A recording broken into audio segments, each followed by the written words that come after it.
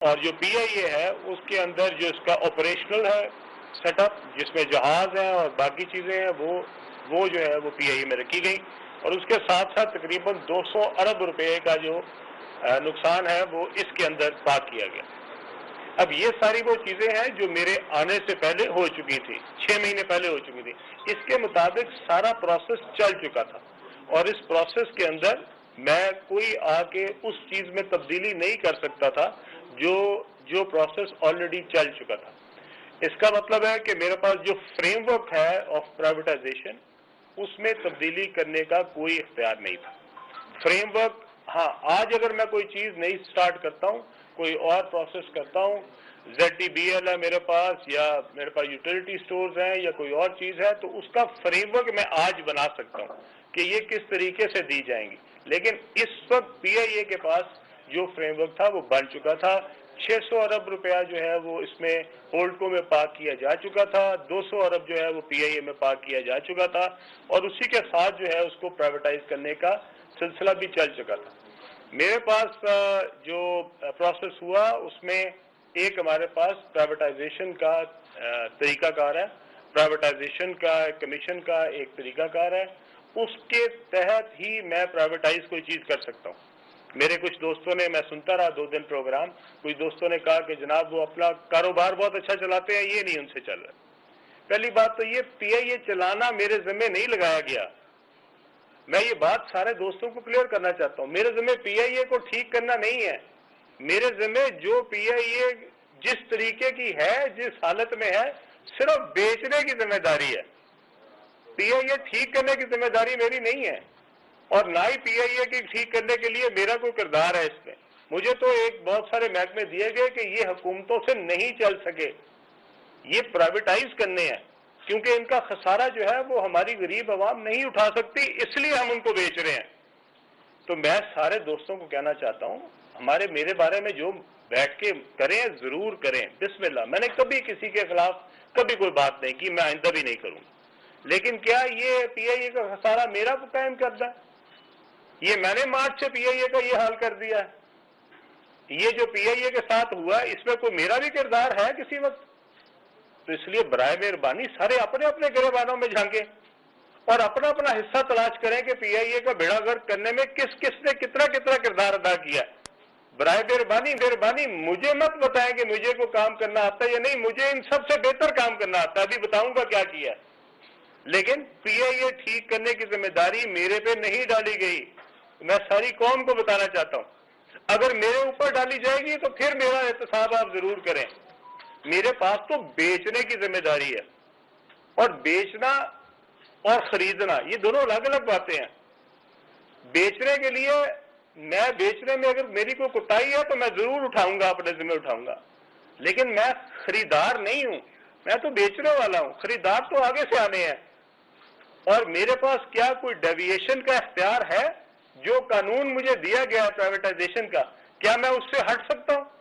کیا میں اس میں کوئی تبدیلی لا سکتا ہوں؟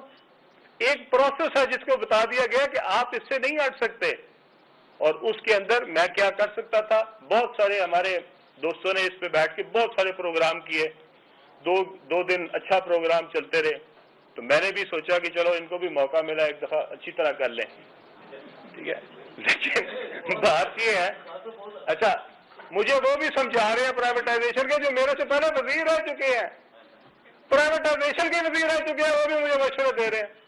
اور میرے بھائی یہ میرے مشورے کی مجھے دینے کی کیا ضرورت ہے؟ جب خود وزیر تھے یہ اسی وقت ہی کر لینا تھا، وہ انتظار میں بیٹھے ہوئے تھے مشورہ لے کے۔ اب میں آج تو خود کچھ کروں نا، اور میں آج سے 3 سال بعد، 5 سال بعد، 2 سال بعد کسی اور وزیر کو مشورہ دے رہا ہوں کہ تم نے پرائیویٹائزیشن کیسے چلانی، تو بھائی اگر مجھے جو مشورہ دے رہے ہو تو اپنا دور تھا اسی میں کر لینا۔ عجیب ظہور ہے، جو خود پرائیویٹائزیشن کے وزیر ہیں وہ بھی مجھے مشورے دے رہے ہیں آج، اور ساتھ یہ بھی کہہ رہے ہیں علیم خان نے اپنی ذمہ داری احسن طریقے سے نہیں نبھائی۔ تو میرے تک ذمہ داری آئی کیوں؟ اگر آپ نے جو نبھائیاں ہوتی تو میں 2024 میں کیوں ذمہ داری نبھا رہا ہوتا؟ یہ پی آئی اے کوئی آج تھوڑی نجکاری میں آئی ہے۔ تو بھائی 25 وزیر رہے ہیں میرے سے پہلے، 25 1990 سے، میں نے سب کی تصویریں لگائی ہیں، ایک دفتر اپنا بنایا ہے اپنے پیسوں سے، اس میں ان سب کی تصویریں لگائی ہوئی ہیں، اس کی تصویریں آج آپ کو بھی دوں گا. وہ سارا کے سارا 25 کے 25 وزراء کی تصویریں جو میرے سے پہلے رہے ہیں. مجھے تو آج پتہ لگا کہ اس میں کون کون سے وزراء رہے ہیں. اور پھر اس کے بعد وہ مجھے ٹی وی پروگرام میں بیٹھ کے میں ان اینکر سے بھی پوچھنا چاہتا ہوں، بھائی آپ ان سے پوچھیں کہ علیم خان کو تو کام کرنا نہیں آتا، پر آپ تو اس کے وزیر رہے ہیں، تو آپ ہی کر لیتے اس کو ٹھیک. آج علیم خان کو دینے کی کیا ضرورت تھی 2024 میں؟ تو میں کسی پہ الزام لگائے بغیر یہ کہنا چاہتا ہوں، یہ ہمارا قومی ایسٹ ہے، میں اس کو اونے پونے نہیں بیچ سکتا. اور مجھے کاروبار مت سکھائیں، مجھے کاروبار آتا ہے کرنا. یہ میرا ذاتی کاروبار نہیں ہے، یہ میرے پاس قوم کا اثاثہ ہے، یہ ایسٹ ہے اس قوم کا. میں اپنی کوئی چیز مفت بھی بیچ سکتا ہوں، پر میں حکومت پاکستان کا نمائندہ ہوتے ہوئے کوئی چیز مفت نہیں بیچ سکتا میرے بھائی. میں اپنی چیز اپنے قانون سے نہیں ڈیویٹ کر سکتا، اور وہ قانون لکھا ہوا ہے میرے پاس، اس کے اندر جو جو لائن لکھی گئی ہے میں اس سے نہیں ہٹ سکتا. ہاں اگر آپ کہیں وہ قانون تبدیل کرنا ہے تو ضرور کر لیتے ہیں. آپ یہ اختیارات صرف ایک وزیر کو دے دیں کہ بھائی جو تمہیں ملک کے حالات میں بہتر لگے تم اس حساب سے بھیج دینا، تو ٹھیک ہے، بسم اللہ. کیا لیکن اگر آپ نے مجھے جو اختیار دیا ہے، جو قانون کے تحت مجھے آپ نے پابند کیا، میں اس کے اندر ہوں اور میں اسی میں رہوں گا. ہاں اس میں میں جتنی محنت کر سکتا ہوں میں نے ضرور کی ہے. اس کے اندر کیا کوئی کمی میری طرف سے رہ گئی ہے، میں آپ کو بالکل جواب دے ہوں، پوری قوم کو جواب دے ہوں. میری طرف سے اس میں کوئی کمی نہیں ہے. پھر کہا گیا کہ جی وہ تو اس دن تھے ہی نہیں جس دن بولی ہو رہی تھی. بھائی بولی میں ایک ہی شخص رہ گیا تھا، اور میں اس دن کوئی چھٹیاں بنانے محمد نہیں بیٹھا ہوا تھا. میں سعودی وزیر سے انویسٹمنٹ سے ملنے کے لیے پاکستان کے لیے ریاض میں بیٹھا ہوا تھا، ان سے مذاکرات کر رہا تھا، اور آپ سب کے سامنے ہے. کیا تو میرے پاس کوئی ذمہ داری ہے تو مجھے اس کا احساس ہے. میں نے صرف تصویر کھنچوانے کے لیے یا ایک بولی جو دے رہا تھا اس کے ساتھ کوئی ہینڈ شیک کرنے کے لیے تو نہیں وہاں بیٹھنا تھا. اس سے پہلے 2 اجلاس ہوئے اس دن. ایک ہمارا پرائیویٹائزیشن کمیشن کا اجلاس ہوا، میں اس کی بھی صدارت کی ہے، اور اس کے بعد ہماری CCOP کی میٹنگ ہوئی ہے جس کی صدارت جو ہے وہ اسحاق ڈار صاحب کرتے ہیں، میں اس میں بھی شامل تھا. تو میری طرف سے کسی چیز میں، کسی پروسیس میں، اس کے پروسیس کے پورے اڈاپٹ کرنے میں کوئی کمی، کوئی پارٹیسپیشن کی کمی نہیں تھی. ٹھیک ہے. اب اگلی بات آ جائیں، PIA کے لیے آئندہ کا پلان کیا ہے. ہمیں KP حکومت سے کہا گیا کہ جناب ہم خریدنا چاہتے ہیں. ہمیں پنجاب حکومت کی طرف سے کہا نہیں گیا، پر کل میں نے میاں صاحب کی وہ سنی جو تھی ہے، تو یہ بہت اچھی بات ہے. اگر KP حکومت، پنجاب حکومت، سندھ حکومت، بلوچستان حکومت مل کے لینا چاہتی ہے تو ہمیں کیا اعتراض ہے.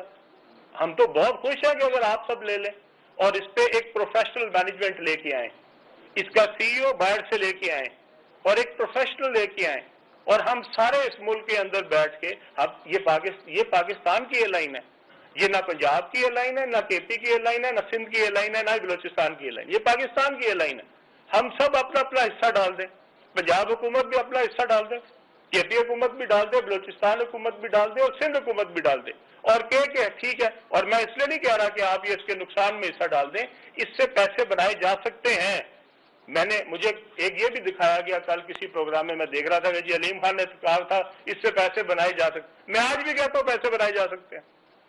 میں آج بھی کہتا ہوں کہ اس PIA جو ہے یہ ایک بہت بڑا ایسٹ ہے.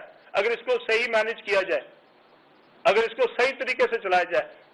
24 کروڑ لوگوں کے پاس ایک ایئر لائن ہے، دنیا کی 5ویں بڑی ہم جو ہے وہ قوم ہے، اور ان کے پاس سب سے آسان روٹس کیا ہیں.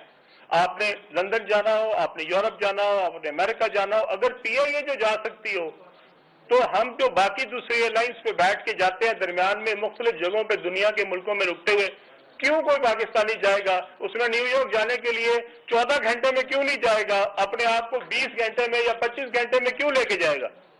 ہمارے پاس وہ سروس نہیں ہے. جس زمانے میں ہمارے پاس سروس تھی، جب میں UK جاتا تھا اسی میں جاتا تھا. آئیڈیل ٹائم ہے صبح 9 بجے، 10 بجے، 11 بجے ہمارا جہاز چلتا ہے، وہاں پہ دوپہر کو 2 بجے، 3 بجے، 4 بجے پہنچا دیتا. آئیڈیل. کسی کے پاس ایسے ٹائمنگ نہیں ہے جو آپ کے PIA کے پاس ہے. لیکن آپ جو PIA کے ساتھ ہوا ہے اور افسوس مجھے اس بات کا کہ جنہوں نے کیا وہی بیٹھ کے مجھے سکھا رہے ہیں آپ سے صحیح نہیں بک رہی. واہ جی واہ, کمال کیا تم نے. حالت کیا کی ہے پی آئی اے کی میرے سے صحیح نہیں بک رہی.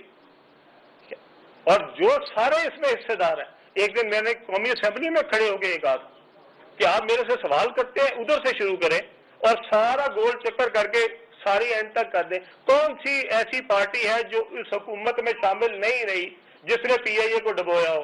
کون سی ایک پارٹی بتا دے. کوئی اپوزیشن کی, کوئی حکومت کی, کوئی اندر باہر کوئی پارٹی بتا دے جو اس حکومت کا حصہ نہیں رہی جس نے یہ پی آئی اے کا حل کیا. ہاں, اپنے اپنے دور میں اپنا اپنا حصہ ڈالا, کسی نے زیادہ ڈال دیا, کسی نے کم ڈال دی, اور ہمیں سمجھا رہے ہیں. کیا میرے میں کیپیسٹی نہیں؟ میں ابھی آپ کو بتا دیتا ہوں. میرے پاس کمیونیکیشن ہے, این ایچ اے ہے, یہ ہے جی فگرز. ایک سال کے اندر این ایچ اے 50 ارب روپیہ ایکسٹرا پروفٹ دینے لگی ہے. 50 ارب روپیہ.